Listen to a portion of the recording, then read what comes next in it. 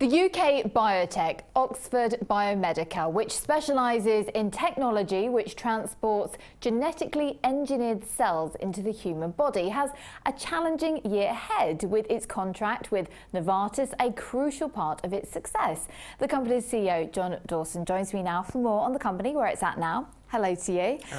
Is that true, what I just said? Is that a crucial part of your plan this year? It plays a big part in our 2017 without question. There's a lot of news flow we expect to come from Novartis this year. The BLA filing, the drug application filing was very important. That was done on February the 3rd, announced just 2 weeks ago.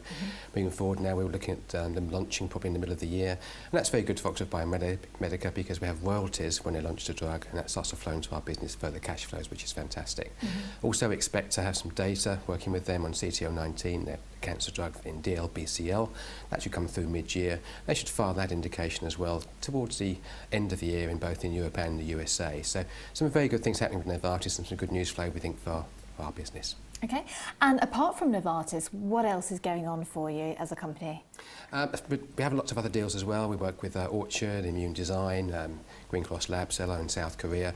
These guys are working very well with us, great contracts. Same type of deal whereby we have bioprocessing and process development as well as long-term royalties with them in the business. So when they launch their drugs in the future, royalties come to the business too. And on top of that, we're working with some potential customers going forward, some detailed conversations ongoing currently. We think we can really bolster our business going forward and announce new deals in 2017 and 18. Okay, and what about the balance sheet? How's that looking in terms of debt and costs and so on? The balance sheet, the cash burn is reducing significantly as we speak. I mean, we look forward to a point in time when we're self-sufficient, but the debt in the business we put in place to finance our capex for our manufacturing and our laboratories, that was £26 million over 2 years we spent there. And that's obviously in the balance sheet, but also the plan is to reduce the cash burn significantly. The second half of 2016 had an EBITDA cash flow of 2 million, I think it was spent. So effectively we're reducing that significantly. That isn't indicative of every quarter going forward, but effectively you can see we're making massive inroads into reducing that burn. And is that your main challenge going forward, reducing this debt?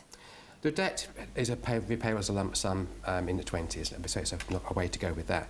We plan to reduce that as we can going along, but we wouldn't want to commit that. Okay, and in terms of profits, how healthy are they right now?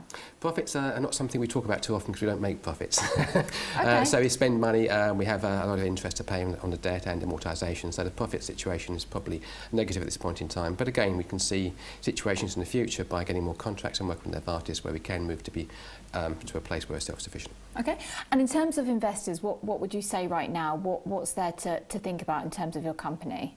The company is in a situation at the moment where it's poised to have a great 2017. The Novartis news will be profound for us, we think, moving forward.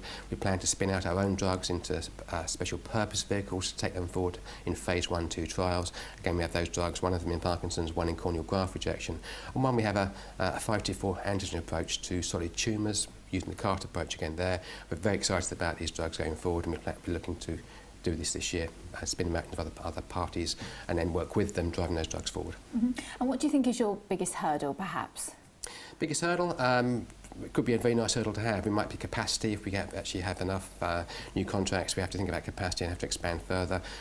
I mean, we wouldn't do that without a very good business case, but effectively that's something we could have to face. And of course, we want to make sure we satisfy our customers well. That's the key thing for us, is making sure we do the right job for the customers. Okay, John Dawson, thank you very much indeed. Talking to us today about Oxford Biomedica.